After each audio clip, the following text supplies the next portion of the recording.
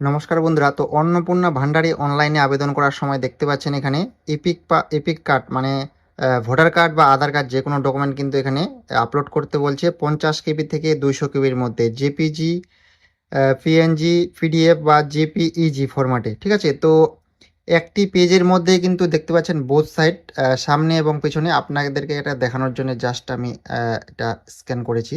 তো এরকম একটা পেজের মধ্যে কিন্তু সামনে এবং পেছনে একটা পেজের মধ্যেই কিন্তু আপনাকে এখানে স্ক্যান করে আপলোড করতে হবে। তো সেটা আপনারা কিভাবে খুব সহজে মোবাইলের মাধ্যমে করতে পারবেন আজকের এই ভিডিওতে আপনাদেরকে দেখাবো। মোবাইলের মাধ্যমে কিন্তু খুব সহজে এরকম কিন্তু সামনে এবং পিছনে একটা পেজের মধ্যে ডকুমেন্টটাকে স্ক্যান করতে পারবেন। তার জন্য কি করতে হবে, তার জন্য আপনাকে প্লে স্টোরে গিয়ে এই যে দেখতে পাচ্ছেন পিক্সল্যাব, তো এই অ্যাপটিকে ইনস্টল করে নিতে হবে। ঠিক আছে, আমার ইনস্টল করে আছে। এই যে প্লে স্টোরে যাবেন, প্লে স্টোরে গিয়ে এখানে সার্চে এখানে পিক্সল্যাব লিখলে কিন্তু চলে আসবে অ্যাপটি। এটাকে ইনস্টল করে নেবেন। দেখতে পাচ্ছেন স্ক্রিনে আমার আগে থেকে এটা ইনস্টল করাই আছে। তো অ্যাপটিকে ওপেন করবেন। ওপেন করার পর ক্যান্সেল করতে হবে, ক্যান্সেল করে দিচ্ছি আমি। তারপর এই টেক্সটটাকে ডিলিট করতে হবে, ডিলিটের এখানে অপশন আছে। তো আমি ডিলিটের উপরে ক্লিক করে ডিলিট করে নিচ্ছি। তারপরে উপরে এখানে দেখতে পাচ্ছেন 3 ডট, এখানে ক্লিক করবেন। ক্লিক করার পর দেখতে পাচ্ছেন ইমেজ সাইজ, এখানে ক্লিক করতে হবে ইমেজ সাইজের উপরে। তারপরে এখানে 1280টাকে এখানে কেটে দিতে হবে। এখানে এখানে 210 দিতে হবে, আর এখানে হচ্ছে 297 এটা দিয়ে ওকে করতে হবে। ওকে করলে কিন্তু A4 সাইজ হয়ে যাবে পেজটা। ঠিক আছে, তারপরে এখানে ক্লিক করতে হবে। এখানে ক্লিক করার পর এখানে ক্লিক করতে হবে কালারের উপরে।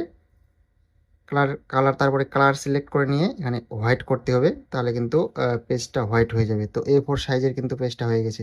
এখন কি করতে হবে, এই যে প্লাস আইকনটা দেখতে পাচ্ছেন এখানে ক্লিক করতে হবে। ক্লিক করে ফ্রম গ্যালারির উপরে ক্লিক করতে হবে। তারপরে কিন্তু আপনাকে আপনার যে ডকুমেন্ট সামনে এবং পেছনে সেটাকে কিন্তু ভালো করে ছবি তুলে নিতে হবে। ঠিক আছে, আমার আগে থেকে তোলাই আছে। ছবি তুলে নিতে হবে সামনে এবং পেছনে, মানে একটা পেজে যেহেতু আমরা বানাবো, বা একটা পেজের মধ্যে যেহেতু দুইটা সামনে এবং পেছনে অ্যাড হবে, তার জন্য কিন্তু আপনাকে দুই দিকে ছবি তুলে নিতে হবে ডকুমেন্টটার, আধার কার্ড হোক বা ভোটার কার্ড হোক। তারপরে সেটাকে কিন্তু এখানে গ্যালারি ওপেন হয়ে গেছে দেখতে পাচ্ছেন।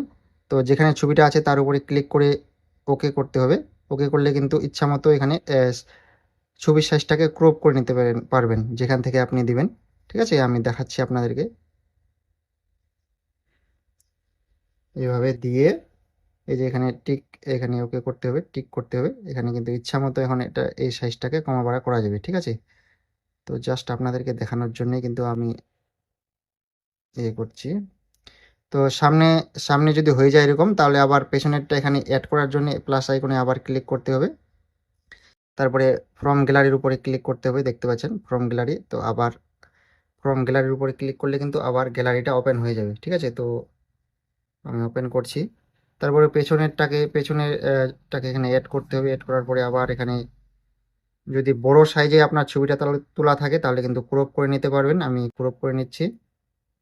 তারপরে আবার এটাকে ইচ্ছামতো কিন্তু সাইজ করা যাবে। ঠিক আছে, তো আপনাদেরকে দেখাচ্ছি আমি।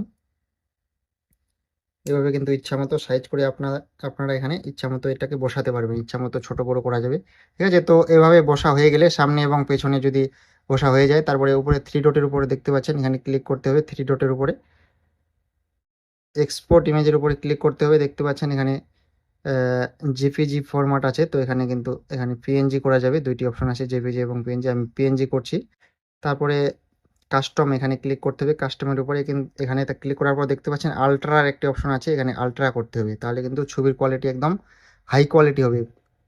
ঠিক আছে, তারপরে সেভ টু গ্যালারির উপরে ক্লিক করতে হবে। তো দেখতে পাচ্ছেন বন্ধুরা, হাই কোয়ালিটিতে কিন্তু আমার ছবিটি সেভ হয়ে গেছে। তো এইভাবে কিন্তু স্ক্যান করে আপনাকে আপলোড করতে হবে ডকুমেন্টটা, তাহলে কিন্তু আপনার ডকুমেন্টটা অ্যাকসেপ্ট করা হবে, নাহলে কিন্তু অ্যাকসেপ্ট করা হবে না। ঠিক আছে, হাই কোয়ালিটিতে কিন্তু দেখতে পাচ্ছেন জেনারেট হয়ে গেছে। তো এভাবে খুব সহজে কিন্তু আপনারা মোবাইলের মাধ্যমেই একটা পেজের মধ্যে বোথ সাইড ডকুমেন্ট স্ক্যান করতে পারবেন এবং সেটাকে আপলোড করতে পারবেন।